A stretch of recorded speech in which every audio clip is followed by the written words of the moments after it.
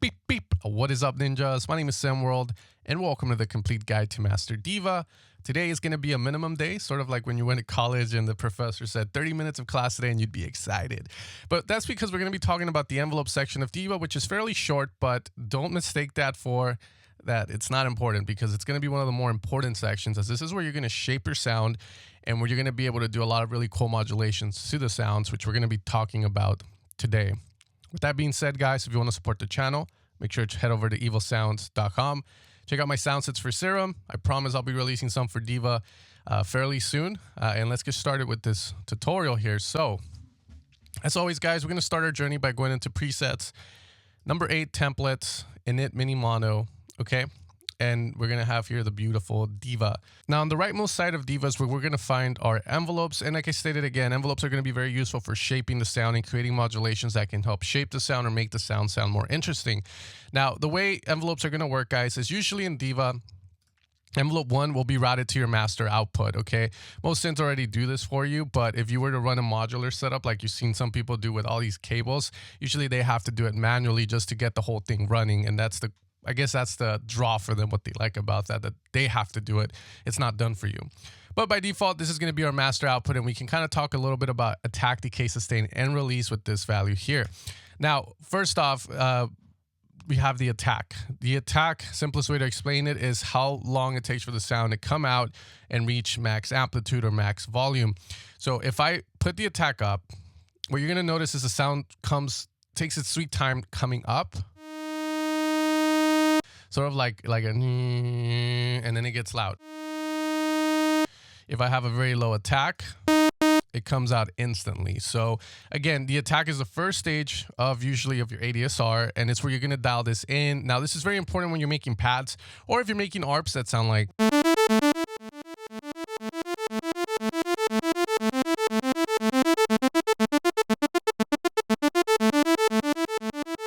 Sort of like sorts. Okay, so that's going to be what the attack is for. Very useful. Now, to the right of that, we have the decay.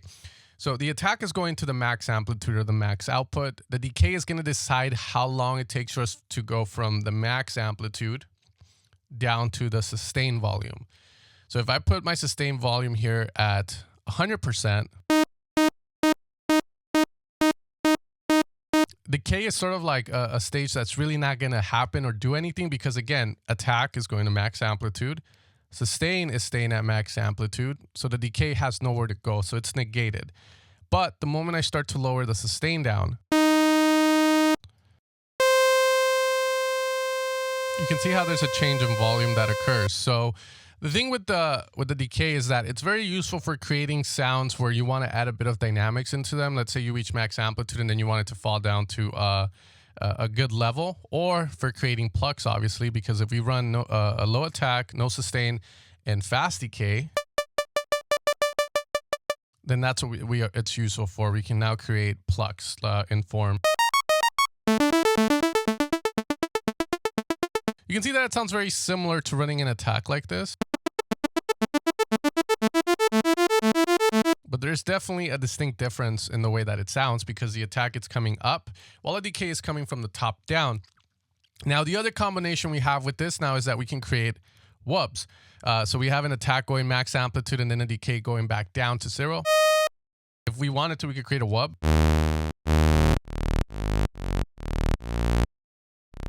That's going to be the best we can do right now until we use a filter for that. But just know, it's how we're going to activate that if we wanted to do something of those sorts. Now, to the right of that, guys, we have the sustain value. So after attack and decay have gone through their portion, we reach the sustain value. So if you're still holding down to the note by this time, the sustain is just going to decide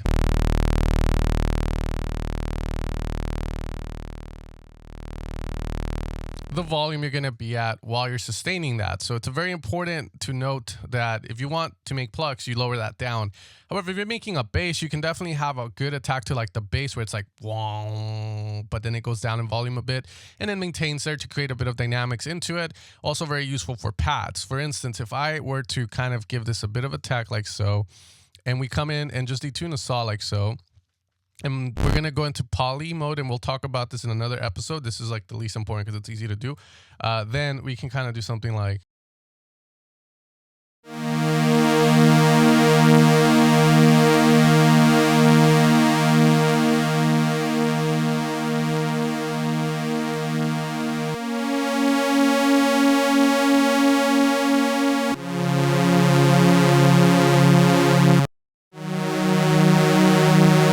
Now, notice how when we do that, it cuts off very abruptly.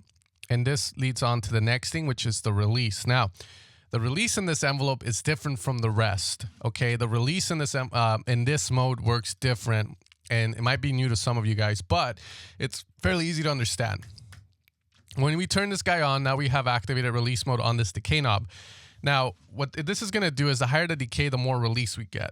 It's as simple as that. They're sort of interconnected. So if I play this again,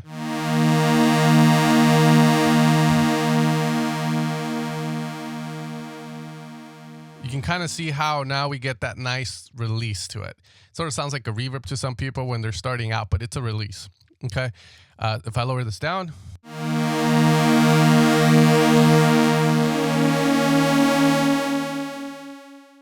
Okay. So a lot of like Moog synthesizers from back then would utilize this sort of feature. Now, this is super dope, and I actually use it a lot.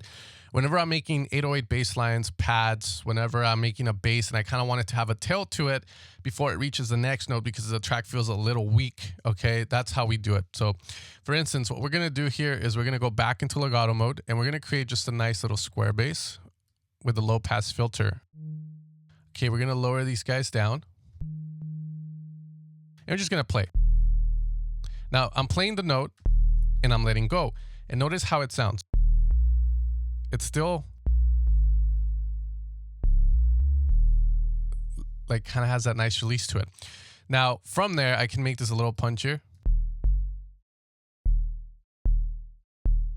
And the beautiful thing about this is sometimes you'll have a song where you kind of want to have a bass pattern, which is like. But the problem is when you do it with a bass, it sounds a little lifeless because it's like, you know, we get rid of the release like that. And you want it to sound like that is magic right there. Now, the last thing I'll say before we move on to the next, those next filters is that these are modeled after real analog filters, okay? So if you run this attack at 0.00 and you release at 0.00, or sorry, your sustain, and you're going to notice there's a click at the beginning. Some people like that, but if you're trying to make this sound as subby as you want, because you want that nice warmth to it, then it's very advisable to just add a bit of attack.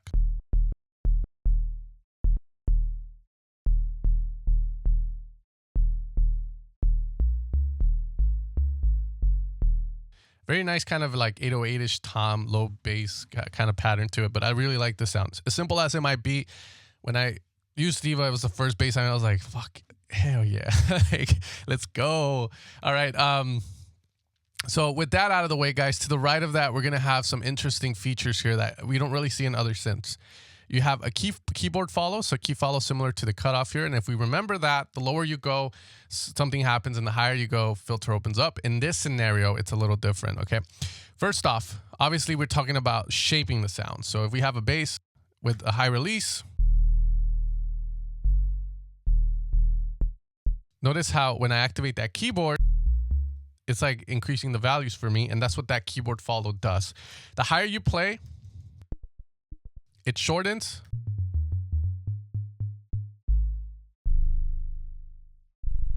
See, I'm playing low notes, and you can see how shorter. The lower I go, the longer it sounds.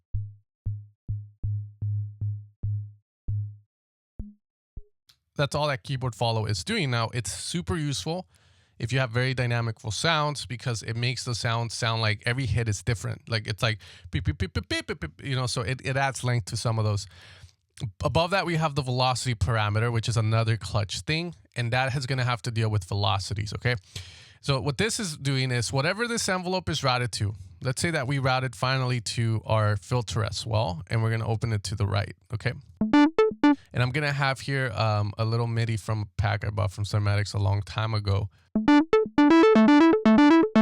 Now, I've added some velocity changes to it, but let's assume that we have those, and we're just going to kind of draw it straight across. Okay, now the velocity again, right now we have it all the way up. So that means this envelope is gonna be fully influenced by the velocity values. And since I have this envelope routed to my cutoff as well, and to the master output, of course, or we wouldn't get any sound, now I can control dynamics of it. So I'll show you what I mean. So let's say that I have this ARP, and to me it sounds boring like.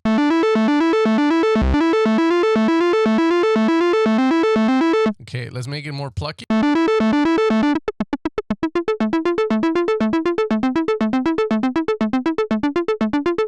So now what I can do is I can use the velocities to control my volume as well as the filter cutoff. So I can go like so, and you know, just randomize it, okay? But you'll see what it does, and that's the important thing.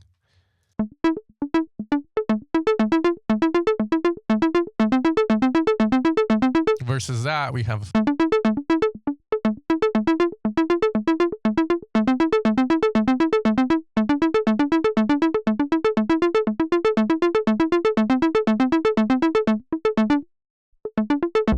Okay, so it's going to affect, again, the velocity values, and that's super clutch for those of you guys that are really into that kind of stuff. If you're making big room house, then okay, but if you're making stuff like euphoric stuff, like very trancy stuff, progressive house, that is super clutch because you can make your ARP sound more interesting. You can do a lot of cool stuff where the sound slowly evolves, velocity slowly goes up, etc., and that usually does a lot for those kind of songs. Okay. So with that out of the way, that is ADS envelope 1, and we've talked about the attack, decay, sustain, and release, okay, of an envelope, which is usually how most of them are going to work. Now we're going to move on to the analog one. Now velocity and keyboard are going to work the same way, and all of this works the same way. It's just a little different. You know, ADS, this sort of filters are expensive. These are a little less expensive. So, you know, this one's modeled after the Juno. So this one, attack.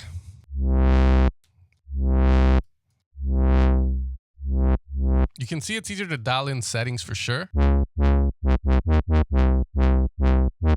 little snappier in my opinion than the ADS one. Okay, sustain.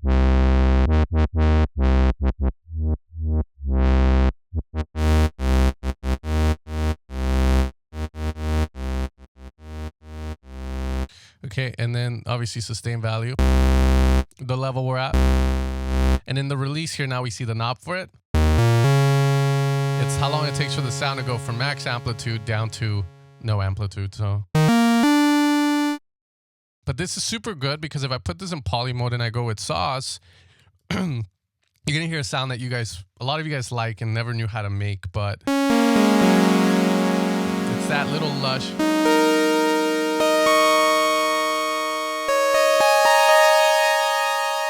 So this effect works just because the saws are playing and then the notes are overlapping the releases of them, which creates something very harmonicful, like just great. Let's go make some synthwave. Okay, so that's going to be analog envelope 1, and then we're going to have the digital envelope here, which we are going to have different modes for them. So let's lower this down. And finally, guys, the last envelope we talk about, which does include some new stuff, and it's a digital envelope, is going to be the digital envelope. So the way it works is pretty simple as the other one, but now that you have a quadrant, or a quantize, sorry, and a curve. So the quantize, according to Diva, especially the manual, because to me it's like, okay, it sounds a little more steppy. To me, it sounds like it's a lot more clickier.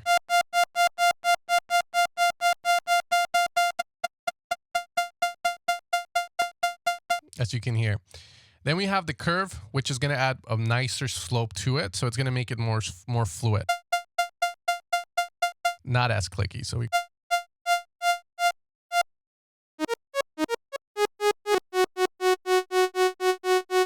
can see how it's a little more rounded, the sound.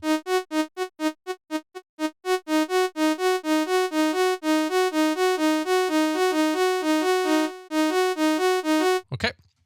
And those are going to be our envelopes, guys. So now let's make a couple of sounds with them because we can make a lot of really nice things now that we have the envelopes and the cutoffs. Now, again, you're going to have a second envelope here, and usually the second one is going to be more for modulation purposes if you don't want Now there is going to be a second envelope you can use down here, which you can change, obviously different from the top. And this one's going to be more for sending to stuff. Let's say that you want the sound to have a certain amplitude shape when coming out, but you want the filter to be different, or you want to use this for the pitch, then that's what this guy is for. But with that being said, guys, that's the whole filter section of Diva. So now let's get practical, use the knowledge we have to create some sounds. So let's get straight into it. Let's go into the Juno 60 and make some like really nice stuff. So what we're going to do here is utilize this kit just for right now. And the first thing I might want to create is a very punchy, let's say square bass. So we're going to go with that. We're going to lower this LFO2 down. As you guys know, it's automating the PWM, so we don't want none of that for now. And then we're going to lower the cutoff. Usually for punchy basses, I try and get it low, low, low if I want the bass not to have any sustain to it. From there, envelope 2, you can see it's routed for us. We're going to move to the right.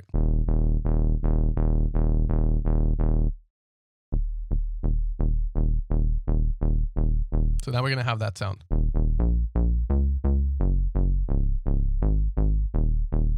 Now, if you guys remember from the filter section, we can play with the rough and clean for like a different color. If you want more highs, more upper harmonics, we go with a 12 dB pull. Now, let's say I want to turn this into a very nice deep housey bass. Then what I'm going to do is add a bit of resonance, lower the envelope.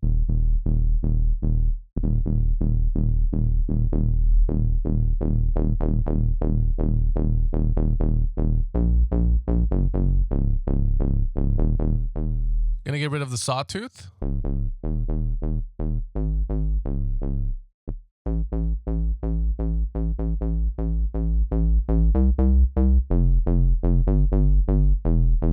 You can open it up more, but the thing is that this resonance is adding that nice little mid-low to the sound.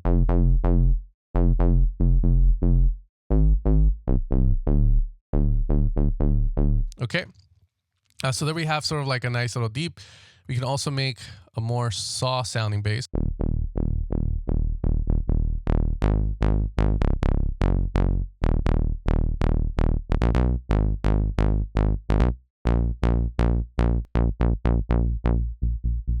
Let's give it a bit of decay. We're going to turn this into mono mode from poly and add a bit of that release that we love over here.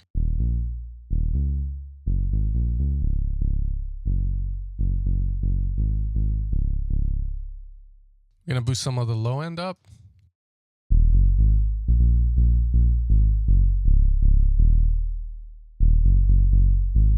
Let's see what happens if we add a square into the mix. We're clipping a little. Let's lower the output.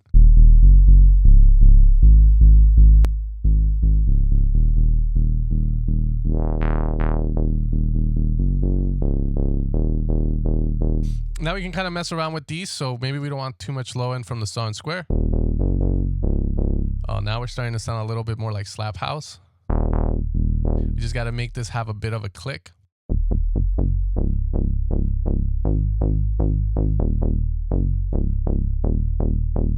Okay, so what I'm going to do is I'm going to change this to envelope 1 because right now we have sort of very similar values. We're just going to kind of shape it better here. And I want this to sort of resemble slap bass, I guess, in a way. So I'm going to add a bit of an attack. So this is one of the techniques you can utilize with envelopes now, is that we can route this stuff to stuff. And one of the more popular techniques that most people learn, the first one that's like, oh, I know advanced sound design, is adding envelope 2 to a pitch. And if we go positive value with it with a very slow decay,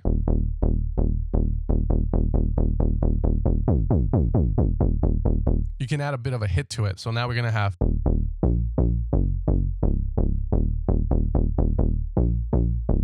And now what I'm going to do from here is route this guy, envelope 2, to add just an extra little bit of hit here. So you get more of a click.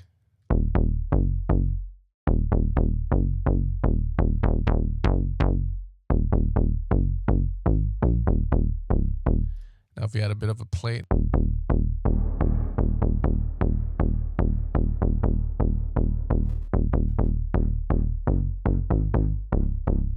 Okay, so that sounds very tasteful. And from there, you might switch to.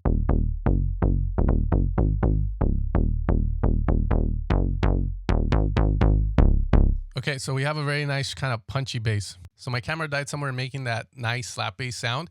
So we're going to continue, guys. So with the bass out of the way, we can kind of start going into other territory. So let's go into presets and let's open up. This time we can try a juke 8. Let's just keep it different. So again, I know it can look very intimidating, but just, we're going to keep it simple here. Okay, so for this, we can maybe try making a very lush sort of supersonic kind of sound. We'll go 8/8. Okay, so we'll use this. And since I know I'm going to use this high, we're going to increase the high frequency. I am going to add a lot of detunement. Okay, I am going to add here a reverse to the pitch of both. So envelope 2 is routed to the pitch, and we're altering it with both. So we're going to use... It's going to decrease this. So this is sounding more like one of those old school big room leads.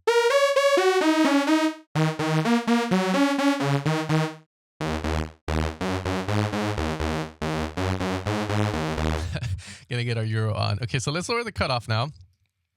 And we're gonna use envelope 1. So we're gonna switch it there to open this. Maybe not all the way.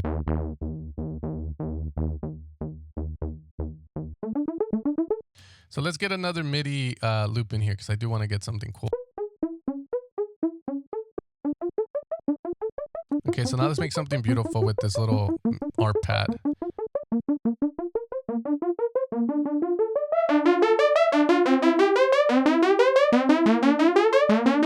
Oops, forgot that we don't want to mess with it.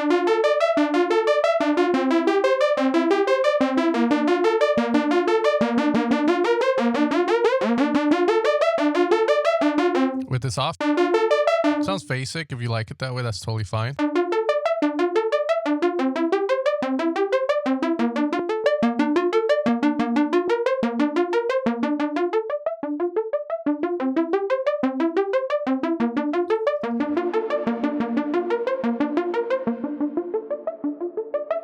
Let's lower it an octave, see how that sounds like.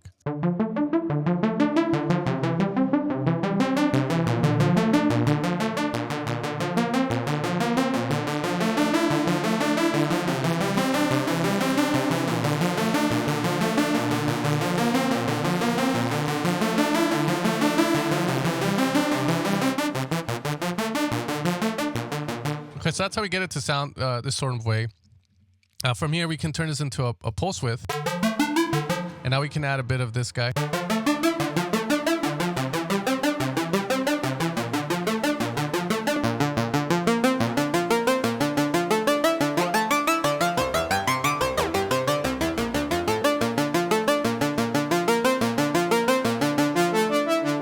Adding a bit of attack for that really beautiful sound.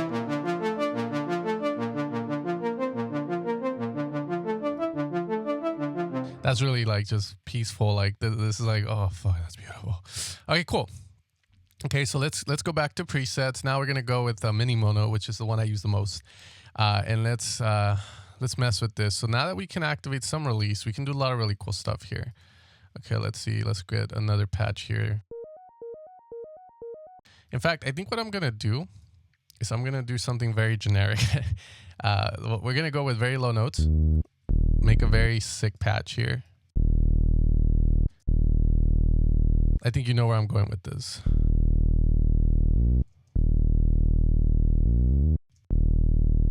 So we have to make the notes not touch.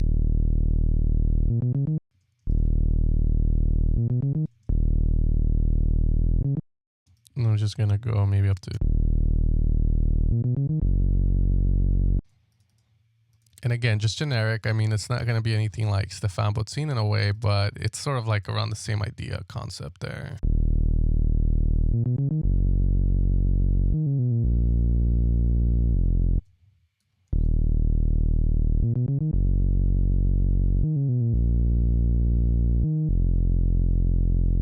Okay, so I think that's good. So we can kind of make a sound around this. Now, usually when I work on sounds, one of the best tips I can give you guys is if you buy sample packs, save all the MIDIs, because when I work on sound design, it's more inspireful to have something that you're making a sound to rather than just hitting like like that. So for me, that's one of the biggest tips I can give you guys if you're really serious about getting into sound design. It's life changer for me. So with that in the way now, we can get to work on the sound. So I want a saw and I want a bit of noise.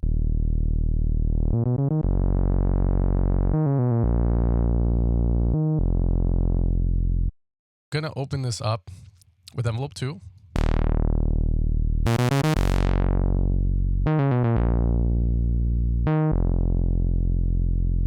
We're gonna add a bit of delay and reverb. I know we haven't gone through them, but we're just gonna add it.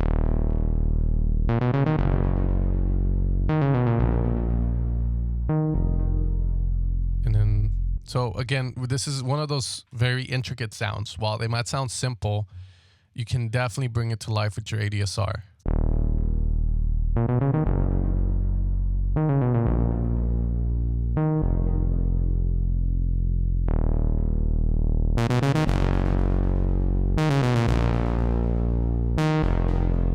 So here on the top one, again, I'm adding dynamics to the sound because I don't want the bass to always be bad. I want it to kind of feel like it's going down in volume slowly.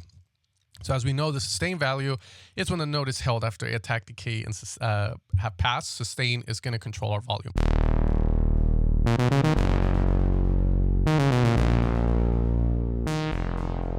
We can add a bit of resonance.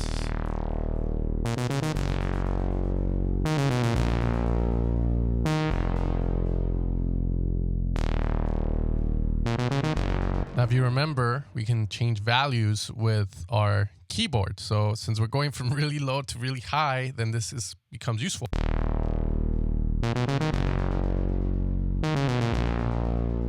Now, the thing we're missing is another saw, but this one's going to be playing at a 7th, perfect 5th. I go in the opposite way just because I find when I go up, it doesn't work out for me, and we're going to put that up.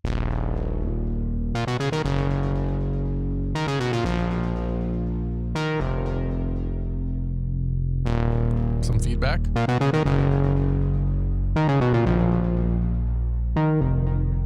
Now here on this guy, I'm going to put keyboard tracking because remember, keyboard tracking, the higher we go up in notes, the shorter they're going to sound.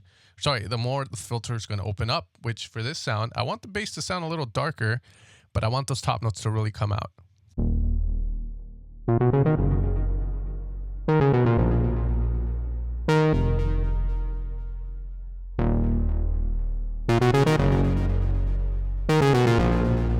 From here, we're going to use this guy finally to just bring in a little more detunement, vibe to the bass at the bottom. There it is.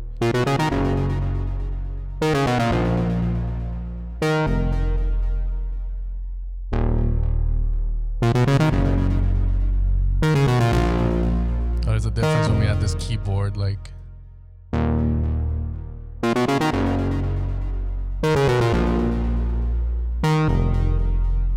Now, another cool thing that we can do is that we can create an Anderholm kind of sound utilizing the envelope. So I can route it to all these 3 by going envelope 2 here. Let's get rid of this. So now we have more of a.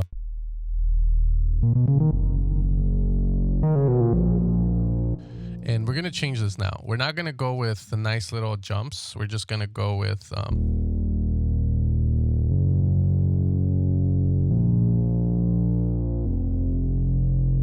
And we're going to make this go maybe back to D. Okay, now what I want to do is this very beautiful effect. We go negative. Not that beautiful, right? But let's go. And let's open it up. And just more.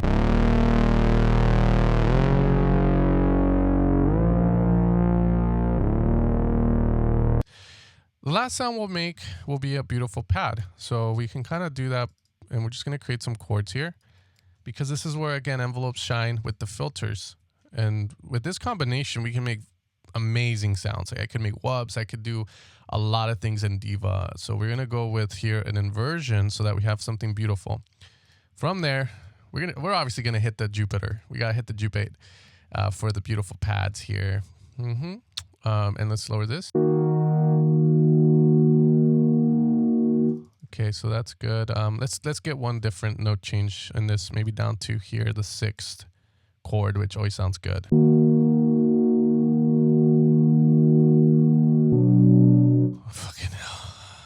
noob.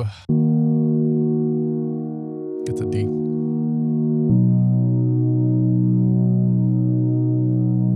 Okay, we'll do it like that. You know, I'll go all the way with this chords, okay? And go down.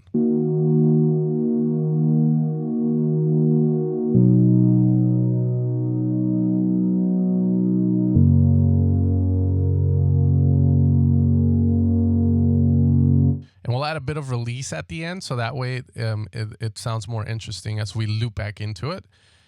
So that would be the nice little way of going about it. So let's design the patch now that we have the idea of what we're making a sound for.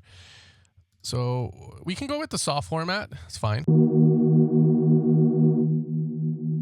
And we're gonna add a bit of envelope here. Attack, release, low sustain, high decay.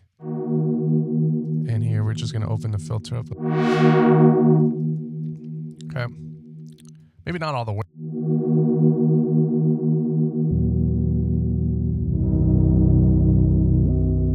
Spread it out. Lord have mercy on that.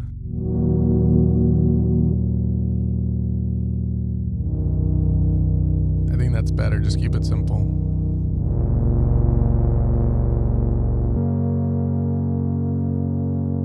That release is going to come in right now, see?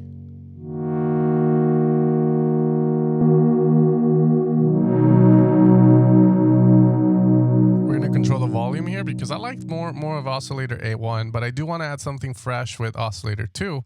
Maybe some high sprinkles. So we're going to do it like this.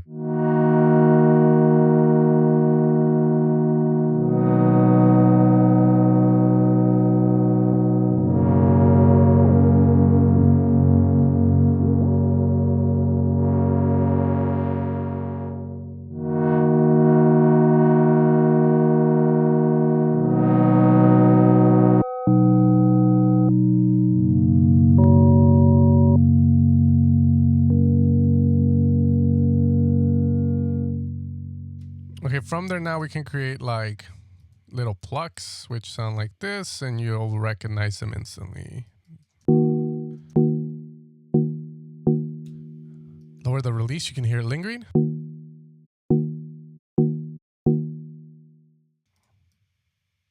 Play it. Okay, that's more.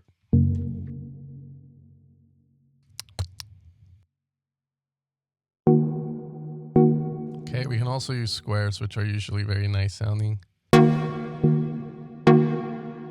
It always sounds way better here. Add a bit of detunement. You can multiply like saw, square, saw. Let's see if we can make this sound more, yeah. Like just straight up like a shot. You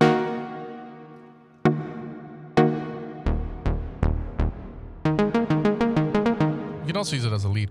But you get the idea there, guys. That's how we use the envelope section to create some beautiful sounds. It helps in shaping the sound. You can do a lot with it. Last thing I'll do here is just this. So just for fun, just do this. Don Diablo lead. Okay. A wub, just play it lower. Maybe no reverb and just use a square, to be honest. And I promise you guys, I'm going to make packs that aren't just revolved around like 80s and like techno sounds, but more like nasty ass like basses. If I could get this attack and decay to work how I want it to.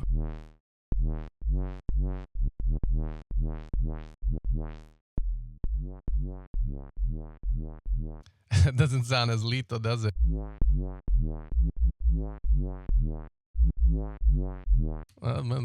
It is what it is. All right, guys. So I hope you guys enjoyed the tutorial. This is the envelope section of Diva. Go make some sounds. Learn this stuff. If you watch this whole video, props to you. But go make some sounds. Get some MIDI out. Have fun. Just practice and get some presets done. Call them something and use them in music. That's the beautiful thing about sound design. Or you can even go and sell them if you have the market for it. Similar to what I do. You know, learning synths have given a lot to me. Being able to do it as a living is truly, you know, I'm truly blessed. And I love it. It helps with my anxiety. Like, I have bad anxiety, but when I work on synths, sound design and stuff, I just focus so much on it that everything just seems to fade away, which is a beautiful thing about it. Some people want to make music, some people want to make sounds, but now you know how to use the envelope section in Diva, and you guys take care and have a great rest of your day.